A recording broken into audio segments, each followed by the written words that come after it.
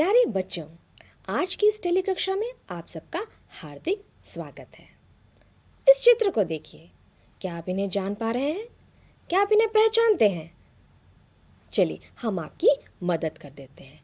इन्हें हम मजदूर एवं श्रमिक के नाम से जानते हैं। आज का हमारा पाठ इन्हीं से संबंधित है। हमारा पाठ का प्रसंग का नाम है श्रम की प्रतिष्ठा। यह आचार्य विनोबा भावे जी द्वारा लिखा गया है। इस पाठ के माध्यम से आचार्य विनोबा भावे जी ने मजदूरों की जीवन, उनकी समस्याओं की ओर सबका ध्यान केंद्रित किया है। यह पाठ श्रम के प्रतिष्ठा पर प्रकाश डालता है। आज का समाज किस प्रकार श्रम करने से बचता है, इस ओर भी सबको लेकर जाता है। पाठ प्रारंभ करने से पूर्व बच्चों, हम लोग आचार्य विनोबा भावे जी का जीवन परिचय जान लेते हैं। आचार्य विनोबा भावे का पूरा नाम विनायक राव भावे है। उनका जन्म 11 सितंबर 1895 को महाराष्ट्र के गंगोदा गांव में हुआ। आपकी माता रुक्मिणी भावे तथा पिता नरहरि भावे थे। आप बचपन से ही बड़े मेधावी थे। गणित एवं संस्कृत पर आपका पूरा अधिकार था। आचार्य भावे महात्मा गांधी के आदर्शों से प्रभावित थे। आप स्वतंत्रता सेनानी, सामाजिक कार्यकर्ता तथा प्रसिद्ध गांधीवादी नेता थे। आपने सर्वोदय एवं भूदान आंदोलन चलाया। आपकी मृत्यु 15 नवंबर 1982 को हुई। आपको मरणोपरांत 1983 को भारत रत्न से सम्मानित किया गया। आपकी कुछ महत्वपूर्ण रचनाएं सर्वोदय विचार, विनोबा के विचार, भूदान यज्ञ, स्वराज शास्त्र और शांति यात्रा रही। आचार्य विनोबा भावे जी का चित्र आप देख सकते हैं। चलिए बच्चों, हम लोग अभी पाठ आरंभ करते हैं। अनुच्छेद 1। यह पृथ्वी शेषनाग के मस्तक पर स्थित है। अगर शेषनाग का आधार टूट जाए तो पृथ्वी स्थिर नहीं रह सकेगी, यह जर्रा जर्रा हो जाएगी। हमने सोचा, ये शेषनाग कौन है? ध्यान में आया, दिन भर शरीर श्रम करने वाले मजदूर जो किस्म किस्म की पैदावार करते हैं, वे ही ये शेषनाग हैं। सबका आधार उन मजदूरों पर है, इसलिए भगवान ने मजदूरों को कर्मयोगी कहा है। लेकिन सिर्फ कर्म करने से कोई कर्मयोगी नहीं होता। हिंदुस्तान में कुछ मजदूर खेतों में काम करते हैं, कुछ रेलवे में काम करते हैं, कुछ कारखानों में काम करते हैं, दिन भर मजदूरी करते हैं और अपने पसीने से रोटी कमाते हैं। जो शख्स पसीने से रोटी कमाता है वह धर्म पुरुष हो जाता है। उसके जीवन में पाप का आसानी से प्रवेश नहीं हो सकता। दिन भर काम कर लिया तो रात को गहरी नींद आती है। न दिन में पाप कर्म करने के लिए समय मिलता है, न रात को कुछ सोच सकता है, क्योंकि थका मांदा शरीर आराम चाहता है। उसे नींद की जरूरत होती है। जिस जीवन में पाप चिंतन की गुंजाइश ही न हो, उसे धार्मिक जीवन होना चाहिए।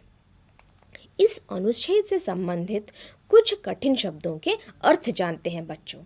चलिए, शेषनाग का अर्थ है पुराण अनुसार सहस्त्र फनों का एक सरपराज। आधार का अर्थ है नींव, बुनियाद। स्थिर का अर्थ है एक जगह पर टिके रहना। जरा का अर्थ है खंड, टुकड़े। पैदावार का अर्थ है उपज, फसल। कर्मयोगी मेहनती, जो इंसान मेहनत करता है उसे कर्मयोगी कहा जाता है। गुंजाइश, संभावना। धर्म पुरुष, धर्म के अनुसार आचरण करने वाला व्यक्ति। तो चलिए बच्चों, इस अनुच्छेद के कुछ बिंदुओं पर हम विस्तार से चर्चा करते हैं। यह जो पृथ्वी शेषनाग के मस्तक पर स्थित है, इस आधार के टूटने पर पृथ्वी के टुकड़े टुकड़े हो जाएंगे। चलिए बच्चों, इस बिंदु को हम इस चित्र के माध्यम से देखने का प्रयास करते हैं। ये जो पृथ्वी है शेषनाग के फनों पर स्थित है। उससे पहले हम बताना चाहेंगे आपको बच्चों, ये शेषनाग किसे कहा जाता है, ये शेषनाग क्या है। शेषनाग एक ऐसा बड़ा और भव्य सर्प है जिसने जो है पृथ्वी को अपने सिर पर धारण किया हुआ था। हमारे पुराणों में ऐसी कथाओं का वर्णन है बच्चों, जो कि इस प्रकार है। भगवान ब्रह्मा जी के कहने पर ये जो शेषनाग हैं, उन्होंने पृथ्वी को जो है अपने मस्तक पर धारण किया हुआ था। यदि किसी प्रकार ये जो शेषनाग हैं, इनका आधार जो है, इनकी बुनियाद जो है, शेषनाग जो है, ये टूट जाए या छूट जाए तो क्या होगा बच्चों? ये हमारी जो पृथ्वी है उस पर शेषनाग के मस्तक पर स्थित है, वो जो है टूटकर बिखर जाएगी। तो जो है हमारे जो पृथ्वी है वो पूरी की पूरी तरह शेषनाग पर केंद्रित है। हमारे पुराणों में ऐसी कथा का वर्णन है बच्चों। तो विनोबा भावे जी कहते हैं ये जो शेषनाग हैं उन्हें मजदूर के नाम से हम लोग जानते हैं। विनोबा जी शेषनाग को मजदूर कहते हैं। किसे मजदूर कहते हैं? शेषनाग को मजदूर कहते हैं। शेषनाग को यहाँ पे मजदूर कहा गया है। कौन कौन से मजदूर? उदाहरण स्वरूप खेतों में काम करने वाले मजदूर, रेल की पटरियां बनाने वाले मजदूर, ये जो कल कारखानों में काम करने वाले मजदूर, ये जो बोरियां ढोते हैं वो मजदूर, भव्य भवनों का निर्माण करते हैं वो मजदूर, ईंट पत्थर ढोते हैं वो वाले मजदूर। ये जो मजदूर है इन्होंने अपने कंधों पर जो है समग्र पृथ्वी का भार वहन किया हुआ है। यदि यह काम ना करें, अपनी सेवाएं हमें ना दें तो क्या होगा बच्चों? हमें खाने को नहीं मिलेगा। अगर किसान काम नहीं करेगा तो क्या होगा बच्चों? हमें खाने को नहीं मिलेगा। अगर रेल की पटरियां बनाने वाले मजदूर काम नहीं करेंगे तो क्या होगा बच्चों? हमारी रेलें किस पर दौड़ेंगी? हम लोग एक जगह से दूसरी जगह यात्रा नहीं कर पाएंगे। अगर ये जो कल कारखानों में काम करने वाले मजदूर हैं, अगर ये काम नहीं करेंगे तो क्या होगा? हमारी मूलभूत जो आवश्यकताएं हैं वो पूरी नहीं हो पाएगी। हम लोग जब अपनी नज़र दौड़ाते हैं, हम लोग जब अपने चारों ओर देखते हैं, सब कुछ तो कारखानों में बना हुआ है, तो ये हमारी ज़रूरतें पूरी नहीं हो पाएंगी। भगवान ने ऐसे मजदूरों को कर्मयोगी कहा है। इन्हें कर्मयोगी कहा है। जो कर्म करते हैं, मेहनत पर विश्वास करते हैं, उन्हें कर्मयोगी की आख्या दी गई है। तो बच्चों, हम अपने दूसरे बिंदु की ओर चलते हैं। शरीर श्रम करने वाले मजदूरों को विनोबा भावे जी ने शेषनाग कहा है। सबका आधार इन मजदूरों पर है, इसलिए भगवान ने उन्हें कर्मयोगी कहा है। अपने खून पसीने से जो रोटी कमाता है उसे धर्म पुरुष कहा है। खून पसीने से रोटी कमाने वालों को धर्म पुरुष कहा गया। इसे इस चित्र के माध्यम से समझने का प्रयास करते हैं। जो व्यक्ति अपने खून पसीने से रोटी कमाता है उसका जीवन जो है धार्मिक हो जाता है, और ऐसे धार्मिक लोग जो हैं अपना जीवन जो है खुशी से गुजर बसर करते हैं, खुशी से ये लोग रहते हैं। ये लोग धर्म अनुसार कर्म करते हैं, इसलिए कर्मयोगी इन्हें कहा जाता है। तो इन लोगों के जीवन में पाप का आसानी से प्रवेश नहीं हो सकता, क्योंकि ये मेहनत करने में विश्वास करते हैं, परिश्रम करने में विश्वास करते हैं। इनके जीवन में पाप कर्म का आसानी से प्रवेश नहीं हो सकता। ये लोग इतने थके हुए होते हैं काम के पश्चात, दिन भर के काम के पश्चात ये लोग इतने थके हुए होते हैं कि रात को इनका शरीर आराम चाहता है। थका हारा होने के कारण ये लोग कुछ खाकर रात में आराम से सो जाते हैं, इसलिए इनके जीवन में पाप का आसानी से प्रवेश नहीं हो सकता। इस अनुच्छेद से संबंधित कुछ प्रश्नों के उत्तर जानते हैं बच्चों। यह पृथ्वी किसके मस्तक पर स्थित है? शेषनाग के मस्तक पर। शेषनाग किसे कहा गया है? शरीर श्रम करने वाले मजदूरों को। भगवान ने कर्मयोगी किसे कहा है? मजदूरों को भगवान ने कर्मयोगी कहा है। कौन धर्म पुरुष हो सकते हैं? जो पसीने से रोटी कमाते हैं उन्हें धर्म पुरुष कहा गया है। बच्चों, चलिए अब कुछ रिक्त स्थान भरते हैं। थका डैश शरीर आराम चाहता है। थका मांदा शरीर आराम चाहता है। हमने सोचा यह डैश कौन है? यह शेषनाग कौन है? तो चलिए बच्चों, हम अपने अगले अनुच्छेद का वाचन करते हैं। अनुच्छेद 2। पर ऐसा अनुभव नहीं हो रहा है। अनुभव तो यह है कि जो काम नहीं करते उनके जीवन में तो पाप है ही, पर उन पापों ने मजदूरों के जीवन में प्रवेश कर लिया है। कई प्रकार के व्यसन उनमें होते हैं, यानी केवल श्रम करने से कोई कर्मयोगी नहीं होता है। हाँ, जो श्रम टालते हैं वो तो कर्मयोगी हो ही नहीं सकते। उनके जीवन में पाप है तो आश्चर्य नहीं, क्योंकि उसके पास समय फाजिल पड़ा है। जहाँ समय फाजिल पड़ा है वहाँ शैतान का काम शुरू हो जाता है। इसलिए फुर्सती लोगों के जीवन में पाप दिखता है तो आश्चर्य नहीं, पर मजदूरी करने वालों के जीवन में पाप दिखता है तो सोचना चाहिए ऐसा क्यों होता है। ऐसा इसलिए होता है कि वह कर्म को पूजा नहीं समझते। कर्म लाचारी से करना पड़ता है, इसलिए करते हैं। वे अगर काम से मुक्त हो सके तो बहुत जल्दी राजी हो जाएंगे। सच्चे कर्मयोगी की यह हालत नहीं होती। इस अनुच्छेद से संबंधित कुछ शब्दों के अर्थ जान लेते हैं बच्चों। प्रवेश का अर्थ है अंदर आना। व्यसन का अर्थ है किसी प्रकार का शौक, बुरी आदत। फाजिल का अर्थ है आवश्यकता से अधिक। फुर्सत का अर्थ है खाली समय। शैतान का अर्थ है दुर्जन, बदमाश। टिप्पणी 2। इस अनुच्छेद से संबंधित कुछ महत्वपूर्ण बिंदुओं पर हम चर्चा करते हैं विस्तार से बच्चों। काम न करने वाले मजदूरों के जीवन में पाप ने प्रवेश कर लिया है। जो श्रम टालते हैं, कर्म नहीं करते, वो कर्मयोगी हो ही नहीं सकते। जो काम न करने वाले मजदूरों के जीवन में बच्चों आज पाप प्रवेश कर गया है। क्यों पाप प्रवेश कर गया है बच्चों? इनके पास समय ही समय है। जो परिश्रम करते हैं वो लोग जो हैं उनके पास समय का नितांत अभाव होता है, लेकिन जो परिश्रम नहीं करते उनके पास समय ही समय है। आजकल के लोगों में बच्चों ये जो है शार्ट काट लेने की प्रवृत्ति जागृत हो गई है। ये लोग परिश्रम नहीं करना चाहते, मेहनत नहीं करना चाहते, लेकिन कम से कम समय में रातों रात अमीर बनना चाहते हैं, रातों रात ज़्यादा से ज़्यादा पैसे कमाना चाहते हैं। ऐसा किस प्रकार होगा बच्चों? ऐसा अनैतिक कार्य से ही संभव हो सकता है। जो लोग अनैतिक काम करेंगे ये सारी जो आशाएं हैं वो सब पूरी कर पाएंगे। ये लोग जो आलसी लोग होते हैं, जो मेहनत नहीं करते हैं बच्चों, ये लोग जो हैं शॉर्टकट लेते हैं और पाप कर्म में अपने आप को उलझा लेते हैं। उनका जीवन पाप युक्त इस प्रकार हो जाता है। आपने तो सुना होगा ये वाली उक्ति, परिश्रम सफलता की कुंजी है। परिश्रम करने से ही इंसान सफल होता है। यदि मनुष्य परिश्रम नहीं करेगा तो वो कदापि सफल नहीं होगा। जहाँ श्रम टाला जाता है वहाँ कर्म नहीं होता है, वहाँ उन लोगों को हम लोग कर्मयोगी नहीं कह सकते। कर्म करने वाले को हम लोग कर्मयोगी कहते हैं, लेकिन जो श्रम टालते हैं उन्हें हम लोग कर्मयोगी नहीं कह सकते।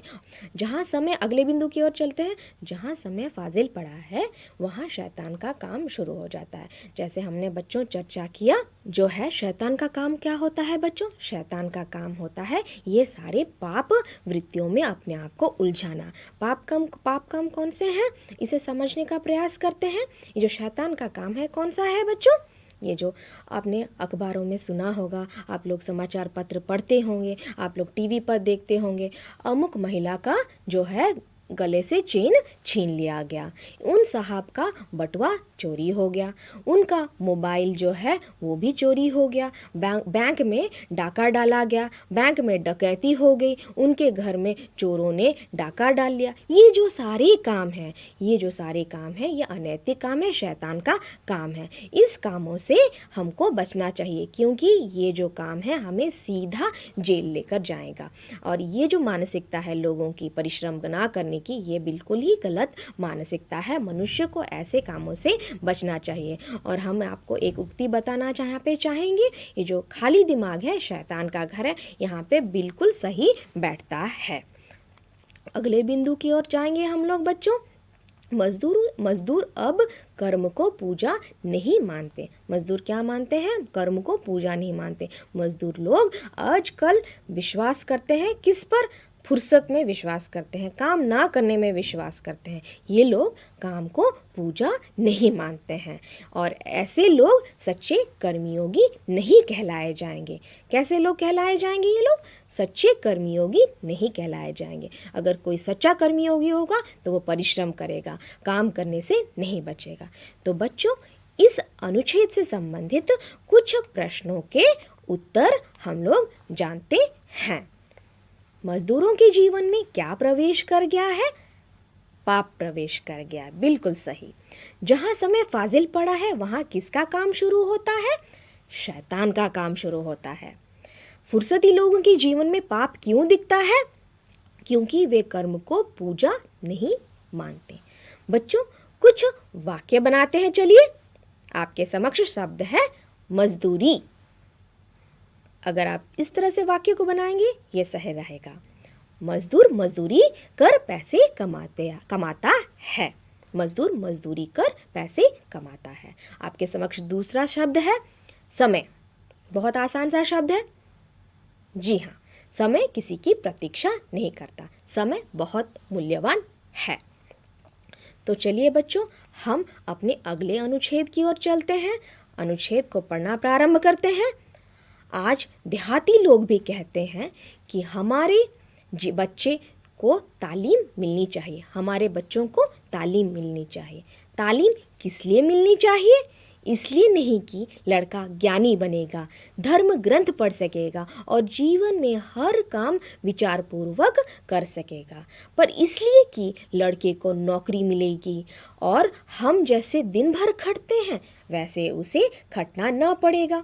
मजदूर ऐसा सोचते हैं, काम के प्रति ऐसी घृणा मजदूरों में है। काम न करने वालों में तो है ही। दिमागी काम करने वाले लोग मजदूरों को नीच समझते हैं। थोड़ा सा काम लेने के लिए जितनी मजदूरी देनी पड़ती है उतनी देंगे, पर ज़्यादा से ज़्यादा काम लेंगे। ऐसी वृत्ति ही बन गई है, यानी उन्हें तो काम से नफरत है ही, मजदूरों को भी काम से नफरत है। वह मजदूरी तो करता है पर उसमें उसे गौरव नहीं लगता। इस अनुच्छेद से संबंधित कुछ कठिन शब्दों के अर्थ जान लेते हैं बच्चों। देहाती का अर्थ है गांव में रहने वाला लोग। देहाती, गांव में रहने वाले लोगों को हम देहाती कहते हैं। तालीम अर्थात शिक्षा। वृत्ति, चित्त की वृत्ति, हमारी मनोवृत्ति। ठीक है, चित्त का व्यापार, हमारी मनोवृत्ति। नफरत, घृणा करना। बच्चों, अब हम इस अनुच्छेद से संबंधित कुछ बिंदुओं पर विस्तार पूर्वक चर्चा करेंगे। देहाती लोग अपने बच्चों को तालीम दिलवाना चाहते हैं। इस बिंदुओं को ध्यान से देखिए और समझने की कोशिश कीजिए। देहाती लोग अपने बच्चों को तालीम दिलवाना चाहते हैं। देहाती लोग, ग्रामीण लोग, आपको पता ही होगा। इस चित्र के माध्यम से हम उसे समझने का प्रयास करते हैं। देहाती लोग अपने बच्चों को तालीम दिलवाना चाहते हैं। क्यों तालीम दिलवाना चाहते हैं? इसके पीछे उनका एक कारण है। लेकिन सबसे पहले हम लोग जान लेते हैं तालीम अर्थात क्या है। तालीम मतलब हमने पढ़ा शिक्षा, तो शिक्षा के फायदों के बारे में जानेंगे। शिक्षा क्या है? शिक्षा जो है एक मूलभूत आवश्यकता है हर मनुष्य की। तो शिक्षा प्राप्त करने से क्या होगा बच्चों? हम लोग जब शिक्षित होंगे तो क्या कर सकते हैं? शिक्षा प्राप्त कर हम लोग ज्ञानी बनेंगे, हम लोग धर्म ग्रंथ पढ़ सकेंगे, हम लोग अच्छे और बुरे का जो फ़र्क है वह जान पाएंगे, अपने पैरों पर खड़े हो पाएंगे। ये जो है, जो ज़रूरत, ये जो है हम लोग शिक्षा इसीलिए ग्रहण करते हैं। लेकिन ये जो देहाती, अब चलते हैं हमारे देहाती लोगों की ओर। ये लोग अपने बच्चों को शिक्षा क्यों दिलवाना चाहते हैं? देहाती लोग शिक्षा, नौकरी क्यों दिलवाना चाहते हैं बच्चों? देहाती लोग अपने बच्चों को शिक्षा दिलवाकर इसलिए दिलवाना चाहते हैं क्योंकि ये लोग चाहते हैं वो लोग उनकी भांति दिन भर परिश्रम ना करें। ये लोग चाहते हैं उनके बच्चे दफ्तरों में बैठे, आराम से पंखे के नीचे बैठे, एसी में बैठे और अपना काम करें। इनकी भांति ये लोग अशिक्षित हैं, इसलिए ये लोग नहीं चाहते हैं कि ये लोग जिस प्रकार धूप में, बरसात में, सर्दी में खटते हैं उनके बच्चे जो हैं उस प्रकार ना खटें। इसलिए वे चाहते हैं इनके बच्चों को जो है तालीम मिले। लड़के को उनकी भांति परिश्रम ना करना पड़े। जैसे हमने बताया, लड़के को उनकी भांति परिश्रम ना करना पड़े। अगर वो नौकरी करेगा, पढ़ लिख जाएगा तो उसको इनकी भांति परिश्रम नहीं करना पड़ेगा धूप में, बरसात में और ठंड में। मजदूरों में भी काम के प्रति आजकल घृणा होने लगी है बच्चों। जैसा हमने बताया, ये देहाती लोग किस लिए चाहते हैं? क्योंकि उनके बच्चों को शिक्षा किस लिए दिलाना चाहते हैं? क्योंकि उनके मन में काम के प्रति घृणा हो चली है। वो श्रम करने को, परिश्रम करने को अब महत्व नहीं देते, उसमें गौरव नहीं समझते हैं, उसके प्रति घृणा करते हैं। इसलिए वे अपने बच्चों को शिक्षा दिलवाना चाहते हैं। दिमागी काम करने वाले मजदूरों को नीच समझते हैं। वे थोड़े से काम के लिए मजदूरी तो देते हैं पर ज़्यादा से ज़्यादा काम निकलवाने की कोशिश करते हैं। इन बिंदुओं को थोड़ा ध्यान से आप लोग समझने का प्रयास कीजिए बच्चों। दिमागी काम करने वाले, दिमागी काम करने वाले लोग जो होते हैं वो, उन्हें समाज में क्या हासिल है बच्चों? समाज में मान हासिल है, सम्मान हासिल है, प्रतिष्ठा हासिल है, और इन्हें इनका जो पारिश्रमिक है वो सही मिलता है। इसलिए इनके मन में जो है घमंड बैठ गया है। घमंड बैठ गया है। किसका घमंड? हम लोग तो ऊंचे हैं, हम लोग तो सब कुछ जानते हैं। लेकिन ये जो नीची जात वाले हैं, नीचे जो श्रेणी के लोग हैं, मजदूर हैं, इनको क्या मिलता है बच्चों? इनको समाज में ना इज्जत मिलती है, ना प्रतिष्ठा मिलता है, ना सम्मान मिलता है, ना इनका आदर होता है, और इन्हें अपना जो सही पारिश्रमिक है वो नहीं मिलता है। तो ये जो ऊंचे स्तर पे लोग हैं, जो दिमागी काम करने वाले लोग हैं, ये लोग नीचे जो स्तर के लोग हैं, मजदूरों को हीनता की दृष्टि से देखते हैं, घृणा की दृष्टि से देखते हैं। तो इसे जो है हम लोग थोड़ा और विस्तार से जानने का प्रयास करेंगे बच्चों। एक उदाहरण के माध्यम से जानने का प्रयास करेंगे। वे थोड़े से काम के लिए मजदूरी तो देते हैं, पर ज़्यादा से ज़्यादा काम निकलवाते हैं। मान लीजिए एक उदाहरण, आपके घर में जो है आपको अपने घर के आंगन में एक मंदिर बनवाना है, छोटा सा मंदिर बनवाना है। आपने मजदूर को बुलाया, अब वो मिट्टी नहीं खोदेगा तो कैसे मंदिर बनेगा आपका? वहीं दूसरी ओर आपके घर में लैपटॉप को लेकर कोई समस्या उत्पन्न हो गई, तो आप लैपटॉप की समस्या के लिए सर्विस वाले को बुलाएंगे, और आपने अपने बाहर जो काम करने के लिए किसे बुलाया है? मजदूर को बुलाया है मिट्टी खोदने के लिए। तो दोनों अपना काम करते हैं।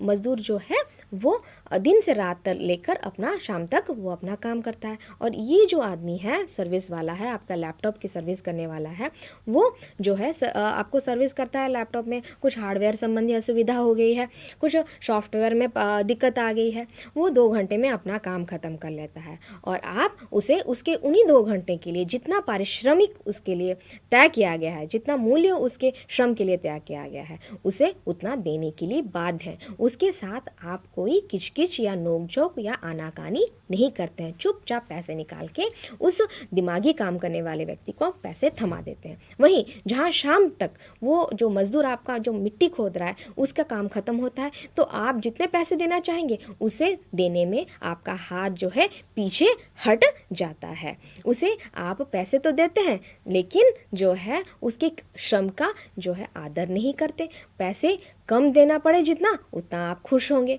तो ये जो मानसिकता है बच्चों, ये गलत मानसिकता है। अगर ऐसी मानसिकता बनी रहेगी तो श्रम का महत्व कभी स्थापित नहीं हो पाएगा। बच्चों, अभी हम एक रामायण की कहानी सुनते हैं। भगवान राम जब वनवास के लिए चले तो माता सीता ने कहा, मैं भी आपके साथ चलूंगी। तब माता कौशल्या बोलती हैं कि अरे बेटी, हम आपको कैसे वनवास में जाने दे सकते हैं? आप तो फूलों से भी ज़्यादा कोमल है, फूलों से भी ज़्यादा नाजुक है। आप वन का जीवन कैसे व्यतीत कर पाएंगी? वन का जीवन आपके लिए बहुत कष्टदायी हो जाएगा। आपको तो हमने राजमहल में दिए की बाती तक जलाने नहीं दी। तो यहाँ पे बच्चों हम 2 चीज़ें देख सकते हैं। एक, ससुराल में बहू को बेटी की तरह रखा गया, और दूसरी बात, यहाँ पे श्रम की प्रतिष्ठा मानी नहीं गई। तो बच्चे, हम कुछ प्रश्नों के उत्तर जान लेते हैं इस अनुच्छेद से संबंधित। कौन कहता है कि उनके बच्चों को भी तालीम मिलनी चाहिए? जी हाँ बच्चों, देहाती लोग कहते हैं। देहाती लोगों के बच्चों को तालीम किस लिए चाहिए? तालीम प्राप्त कर वे नौकरी करें एवं उन्हें उनकी भांति परिश्रम ना करना पड़े। कौन मजदूरों को नीच समझते हैं? दिमागी काम करने वाले मजदूरों को नीच समझते हैं। बच्चों, चलिए अब कुछ रिक्त स्थान प्रसर्गों से भरते हैं। हमारे बच्चों डैश तालीम मिलनी चाहिए। हमारे बच्चों, बिल्कुल सही, को तालीम मिलनी चाहिए। काम के प्रति ऐसी घृणा मजदूरों डैश है, मजदूरों में है। काम के प्रति ऐसी घृणा मजदूरों में है। तो बच्चों, आज की कक्षा यहीं समाप्त होती है। धन्यवाद।